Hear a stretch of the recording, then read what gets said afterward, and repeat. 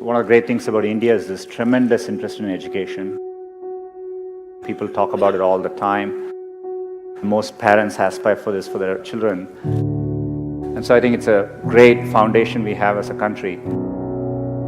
In my experience growing up here, I think there's a lot of emphasis on spending time on the books and learning things academically. I think there's a lot of pressure to follow set lanes throughout your career. You're in high school, you're thinking about college. A lot of times when I was younger, people would say, this person didn't get into this college or something, and that's the end of the road. I mean, life is so different from that. I get surprised people start preparing for IIT in their 8th grades. That's a bit shocking to me. I get very surprised people come to IITs and immediately they are thinking about IIMs and so on. The US, for example, most students don't choose their majors till their final year. So people explore different things and find what they're really passionate about. The way I dealt with these things was try and feel what I really enjoy doing and pursue that. I would do what feels something like you like spending time on. I would use that as a yardstick and not feel the pressure to do what others are telling you to do. I've always wanted to work on computing, build computing products.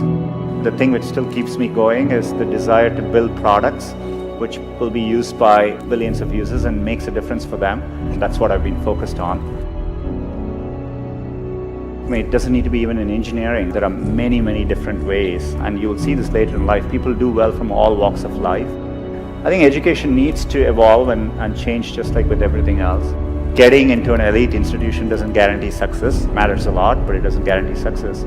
I would like to see people value creativity, value experience of doing things, taking risks.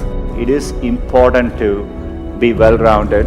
I would encourage people to try different things, take some risks, follow their passions a little bit more, enjoy what you're doing. And what matters most is loving what you're doing and trying to do well at it. So I think if you follow your heart and do what you like, you will always do much better. It's worthwhile taking risks and trying to do something you're really excited by. And if the first attempt you don't do it, you can try again, and things tend to work out in the long run. If you work on really difficult things, you're better off because you have no competition. Others aren't working on that difficult a problem. Even if you fail, you end up doing something great in the process.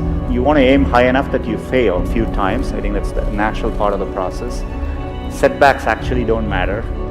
In Silicon Valley, part of the reason so many people start up a company is starting up a company and even having failed, you can wear it like a badge of honor. And I think that's important. Culturally, risk is rewarded.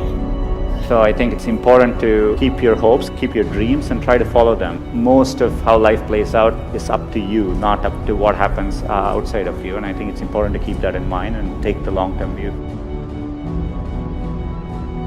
Some point in your life, you have to work with people where you feel a bit insecure, because that means you're working with people who are better than you and who are pushing you. If you actually feel very secure in what you do, it means you're doing something comfortable and you're not pushing yourself. There are many, many times I've felt working with people in a group, am I doing enough? These people seem much better than me, and I think it's an inherent part of learning. And as a leader, I think it's really important to build organizations where people actually want to work together and trusting them to doing the right thing. And as a leader, it's less about trying to be successful and more about to make those people successful. I'm absolutely, with full certainty convinced that India will be a global player in the digital economy, and it'll be competitive with any country in the world.